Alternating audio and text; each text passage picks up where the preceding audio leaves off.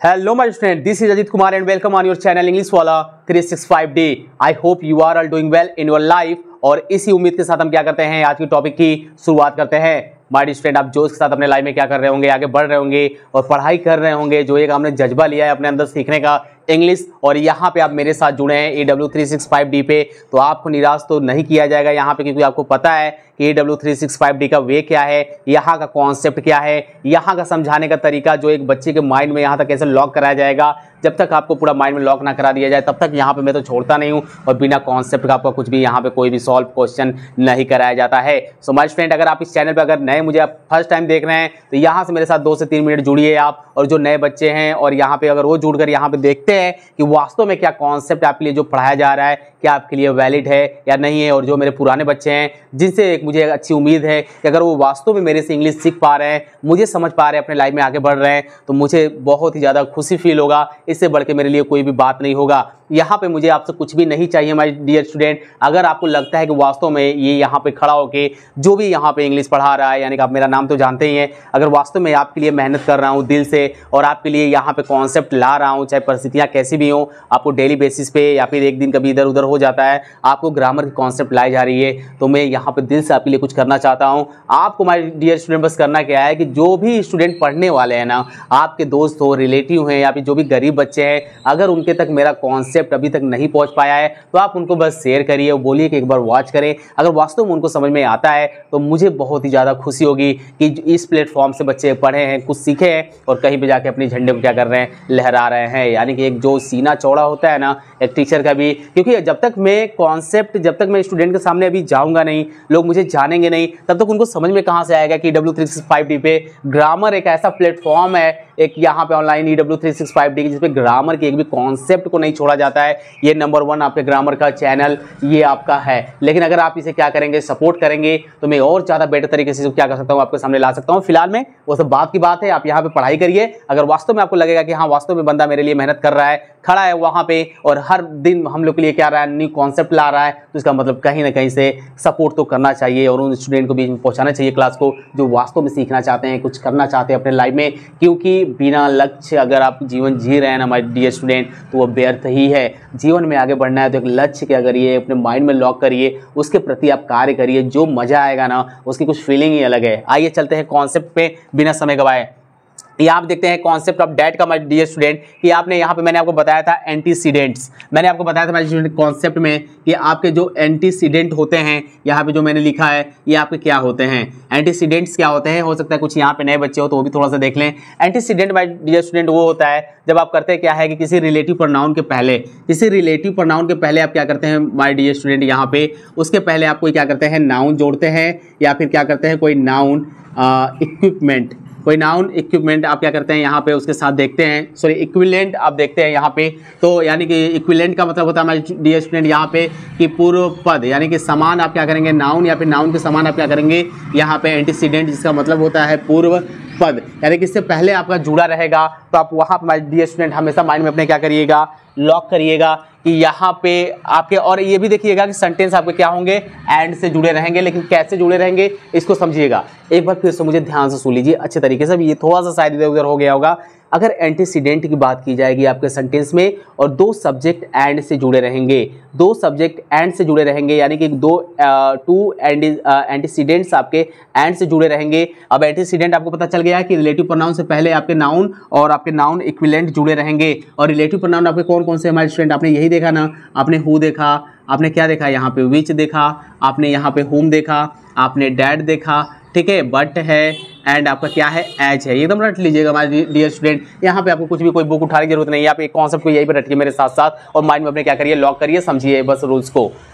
तो अब 2 एंटीसीडेंट की बात की गई है, एंड से जुड़ेंगे, लेकिन ये किस केस में जुड़े रहेंगे ध्यान दीजिएगा माय डियर स्टूडेंट। यहाँ पे एक तो आपका जुड़ा रहेगा, यहाँ पे जो एंटीसीडेंट होगा, मैं यहाँ पे बस या लिख दे रहा हूँ, आप समझ जाइएगा एंटीसीडेंट लिखा हुआ है, ठीक है, नहीं तो सर पूरा ही लिख दीजिए, क्या दिक्कत है यहाँ पे। एंटीसीडेंट अगर एंड से जुड़े हैं, एंड से जुड़े हैं और इसमें से एक माय डियर स्टूडेंट आपका क्या है, एक पर्सन है, यानी कि फर्स्ट आपका क्या है, सब्जेक्ट पर्सन को शो कर रहा है, और एंड से जुड़ने के बाद एक आपका क्या है माय डियर स्टूडेंट, यहाँ पे एनिमल्स को शो कर रहा है। किसको शो कर रहा है, आपका एनिमल्स, यानी कि आपको जानवर को शो कर रहा है। तो आप ऐसे केस में ऑलवेज डैट का यूज करेंगे। ऑलवेज किसका यूज करेंगे, यूज ऑफ डैट। एकदम मजा आ गया होगा माय डियर स्टूडेंट आपको, और ये लॉक कर लीजिए एकदम दिमाग में अपने, क्योंकि लॉक कर लिए ना तो आप कभी भी रॉन्ग नहीं कर सकते हैं। अब भैया यहाँ पे एंटीसीडेंट की बात आई, एंटीसीडेंट क्या होता है आपने ये देखा, फिर से एक बार देख लीजिए। एंटीसीडेंट वो होता है हमारे स्टूडेंट की रिलेटिव प्रोनाउन के पहले हम क्या करते हैं, कोई नाउन या नाउन इक्विवेलेंट यानी कि नाउन के समान कोई जब हम क्या करते हैं यहाँ पे सब्जेक्ट ग्रुप में यहाँ पे यूज करते हैं सेंटेंस में वर्ड, तो आपका एंटीसीडेंट कहलाता है। ये लॉक हुआ। अब भैया एंड से जुड़े रहेगा एंटीसीडेंट आपका, तो एक अगर उसमें पर्सन की बात की जाएगी और एक एनिमल की बात की जाएगी, तो ऑलवेज आप क्या करेंगे इस केस में डैट का यूज करेंगे। आप किसका यूज नहीं करेंगे हमारे स्टूडेंट, हु का यूज नहीं करेंगे, विच का यूज नहीं करेंगे, होम का यूज नहीं करेंगे, किसका यूज करेंगे, डैट का यूज करेंगे। यही से एकदम लॉक हो गया होगा हमारे स्टूडेंट, और आपको मजा भी आ गया होगा। अगर कॉन्सेप्ट वास्तव में आपको अच्छा लग रहा है ना, तो आप ज़्यादा से ज़्यादा क्या करें हमारे स्टूडेंट, उस स्टूडेंट तक आप क्या करिए, कॉन्सेप्ट को पहुंचाइए। क्योंकि अगर आप हो सकता है आप भी फर्स्ट टाइम जुड़े हो और वास्तव में समझ में आ रहा है, तो फिर मजा आएगा। अभी तो और भी पढ़ने में मजा आएगा, क्योंकि अभी आपके सामने ऐसे ऐसे कॉन्सेप्ट आने हैं जिसका आपने कभी उम्मीद भी नहीं किया होगा कि ये सभी कवर यहाँ पे कराया जाएगा। क्योंकि ग्रामर मतलब ग्रामर है, यानी कि एक भी 100 आउट ऑफ 100% जो आपको देना है मुझे यहाँ पे, वो भी बिना किसी स्वार्थ का, वो मैं तो आपको दे के रहूँगा।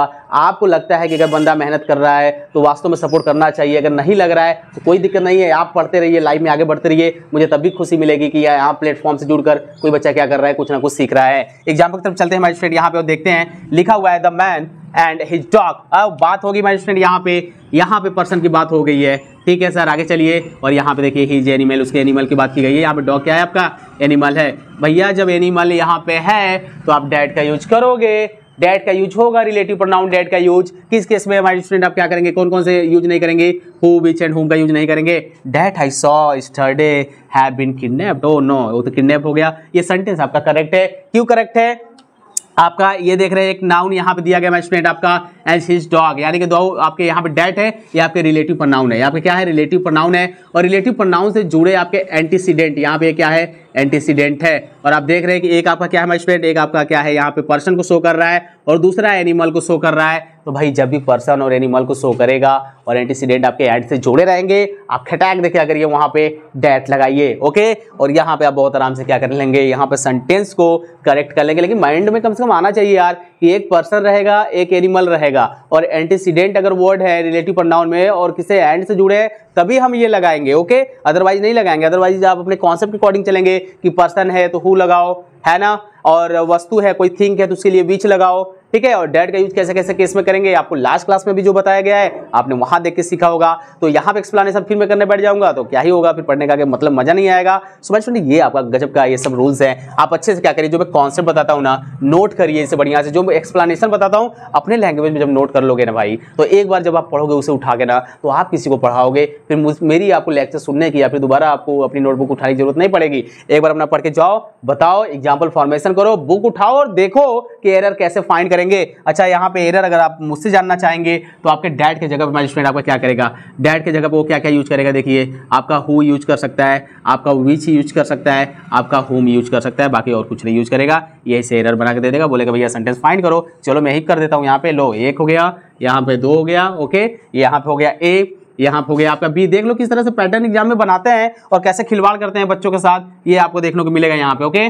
आई सॉ यहाँ पे ये लगा देते हैं, यहाँ पे हो गया C, नहीं यहाँ पे ही लगा देते हैं, पूरा C हो गया, और इधर लिख देते हैं नो एरर, डी में आपका नो एरर हो गया, ठीक है। अब मुझे बताओ भैया कहाँ गलत है, अब कहाँ गलत है। अरे भाई ठीक है, एक पर्सन एंड से जुड़ा है, एंटीसीडेंट है, एनिमल है, तो यहाँ पे भैया डैट सही है। अगर यहीं पे आपका विच लगा देगा, ठीक है, यहीं पे विच लगाएगा, नहीं गलती कैसे देगा, देखिएगा यहाँ पे डॉग है ना, तो यहाँ पे आपका होम लगा देगा, क्योंकि अब आप जानते हैं कि होम के बाद आपका सब्जेक्ट आता है, सब्जेक्ट आया हुआ है भाई, गलत है। लेकिन गजब गजब का कॉन्सेप्ट हमारे स्टूडेंट, एक बार आप यकीन मान के बस नोट्स बना के अच्छे से पढ़ते जाइए, अपना बुक उठाइए, कोई भी बुक हो, और देखिए रिलेटिव प्रोनाउन से रिलेटेड क्वेश्चन को सॉल्व करिए। अगर ये वहाँ पे मैच नहीं करता है तो यही से आपकी क्लास कर दी जाएगी यहाँ पे क्लोज, क्योंकि यहाँ पे आपको वही पढ़ाया जाता है जो आपके सामने प्रत्यक्ष रूप से दिखता है और जिसको आपको फेस करना है अपने एग्जाम में, अपने लाइफ में आपको कैसे यूज करना है, आपको अपने अपने सेंटेंस में, ये सब के सब आप यहाँ पे सीख रहे हैं। तो चलिए अच्छे से इसको बराबर क्या करेंगे, कॉन्सेप्ट को आपने आई होप कि नोट किया होगा और यहाँ पे कॉन्सेप्ट को समझा होगा। आइए चलते हैं और देखते हैं कि रूल्स नंबर 4 क्या है आपके लिए, और वो खतरनाक रूल्स है कि नहीं है, क्योंकि आप अभी बने रहिएगा क्योंकि जबरदस्त रूल्स आपके सामने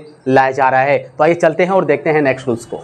तो आइए देखते हैं भाई स्टूडेंट, यहाँ पे रूल्स नंबर 4 क्या है आपके लिए, कि यहाँ पे लिखा हुआ है use of who after everyone, everybody, no one, nobody and those. यानी कि जो आप ये देख रहे हैं ना कि आपके सामने जो वर्ड लिखा गया है, यानी क्या लिखा गया है भैया, एवरीवन लिखा गया है एंड एवरीबॉडी लिखा गया है। यानी कि मैंने आपको बताया था भाई कि आप देखेंगे कि अगर वन एंड जो बडी का जो कॉन्सेप्ट है, यानी कि आप किसके लिए यूज हुआ था, आपने यहाँ पे देखा था कि अगर जैसे बात की जाए वन की, तो आप यहाँ पे लिखेंगे तो क्या हो जाएगा, सम वन, यहाँ पे क्या हो जाएगा, नो वन, यहाँ पे क्या हो जाएगा, एनी वन। यानी कि जो आप देख रहे थे इसी तरह से क्या हो जाएगा, समबडी, नोबडी, एवरीबडी।